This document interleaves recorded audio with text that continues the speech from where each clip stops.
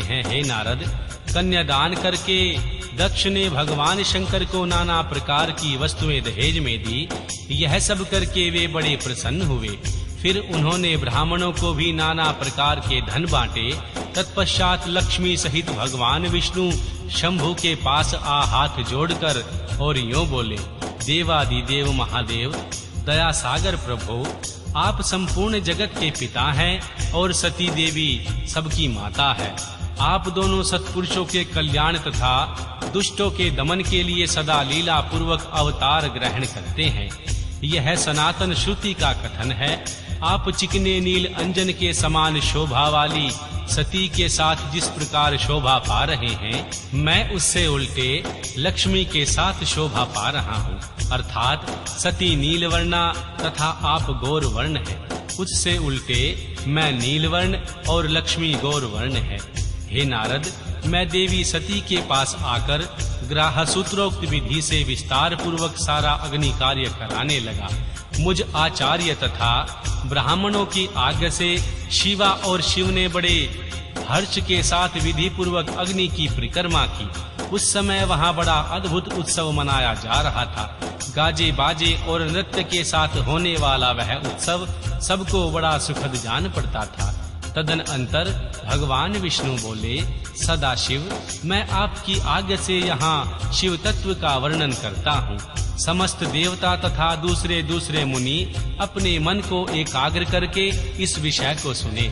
भगवान, आप प्रधान और अप्रधान प्रकृति और उसके अतीत हैं। अनेक भाग हैं, फिर भी आप भागर रहित हैं।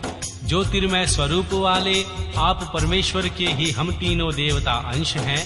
आप कौन हैं, ये कौन है और ब्रह्मा कौन है? आप परमात्मा के ही ये तीन अंश हैं जो सृष्टि पालन और संहार करने के कारण एक दूसरे से भिन्न प्रतीत होते हैं। आप अपने स्वरूप का चिंतन कीजिए। आपने स्वयं ही लीला पूर्वक शरीर धारण किया है। आप निर्गुण ब्रह्म रूप से एक हैं।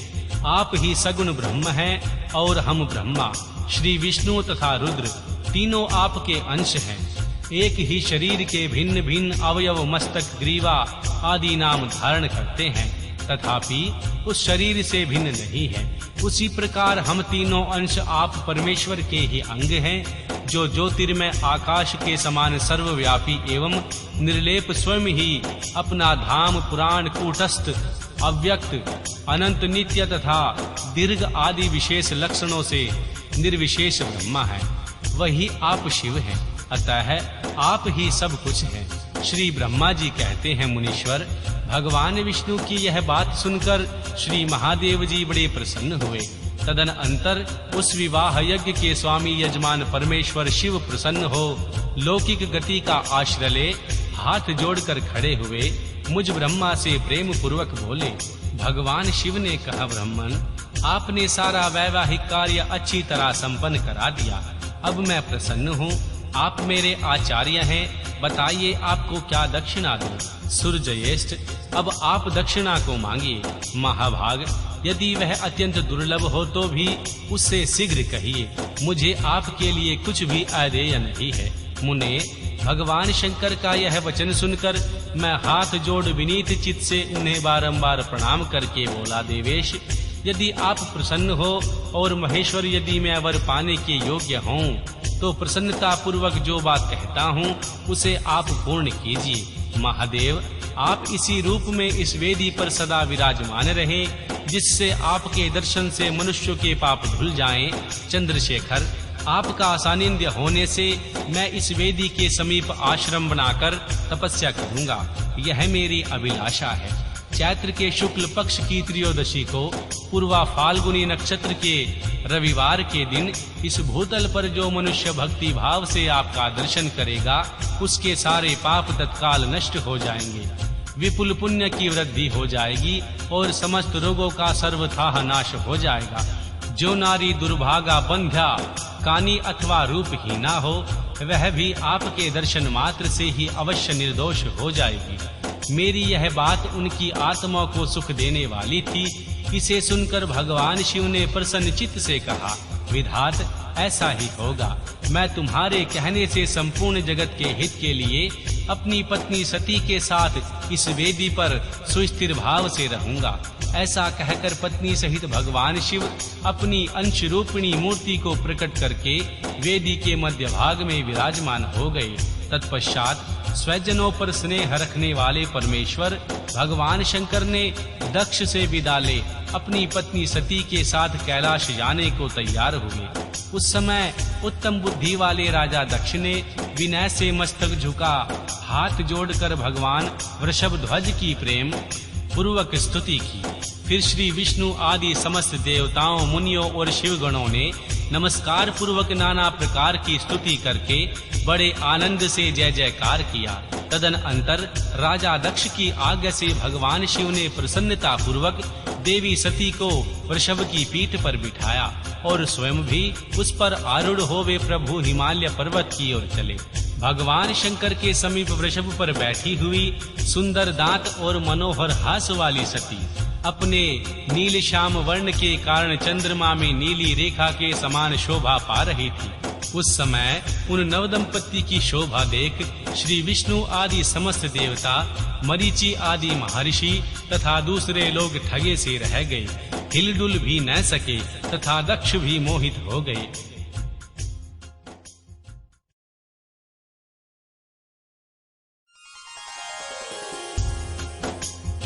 तत्पश्चात कोई बाजे बजाने लगे और दूसरे लोग मधुर स्वर से गीत गाने लगे। कितने ही लोग प्रसन्नता पूर्वक भगवान शिव के कल्याण में उज्जवल यश का गान करते हुए उनके पीछे पीछे चले। भगवान शंकर ने बीच रास्ते से राजा दक्ष को प्रसन्नता पूर्वक लौटा दिया और स्वयं प्रेमाकुल हो प्रथम गणों के साथ अपने धाम को जा पहुँचे। यद्यपि भगवान शिव ने श्री विष्णु आदि देवताओं को भी विदा कर दिया था, तो भी वे बड़ी प्रसन्नता और भक्ति के साथ पुनः उनके साथ हो लिए।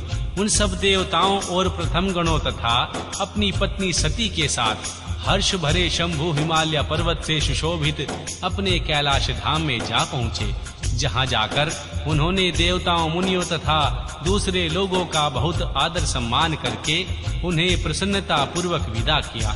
भगवान शंभु की आज्ञा ले श्री विष्णु आदि सब देवता तथा मुनि नमस्कार और स्तुति करके मुख पर प्रसन्नता की छाप लिए अपने अपने धाम को चले गए। सदाशिव का चिंतन करने वाले भगवान शिव भी अत्यंत आनंदित हो हिमालय के शिखर पर रहकर अपनी पत्नी दक्ष कन्या देवी सती के साथ विहार करने लगे।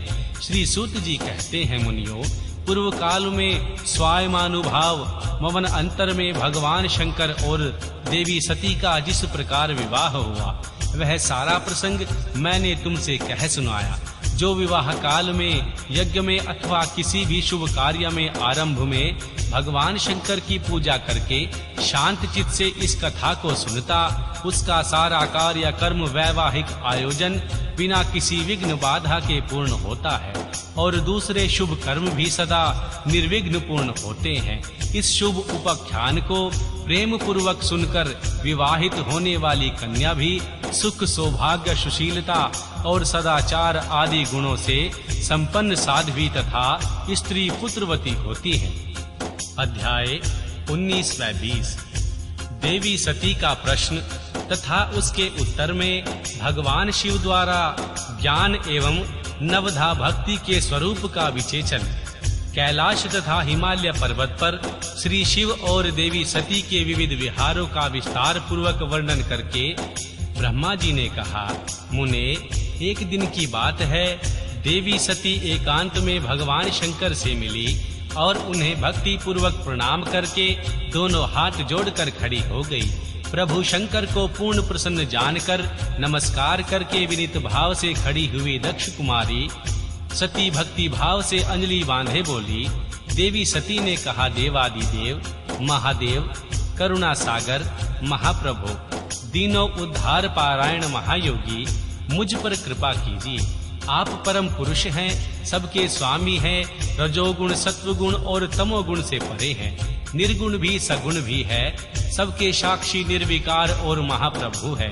हर मैं धन्य हूँ जो आपकी कामनी और आपके साथ सुंदर विहार करने वाली आपकी प्रिया हुई। स्वामिन, आप अपनी भक्त वत्सलता से ही प्रेरित होकर मेरे पति हुए। नाथ, मैंने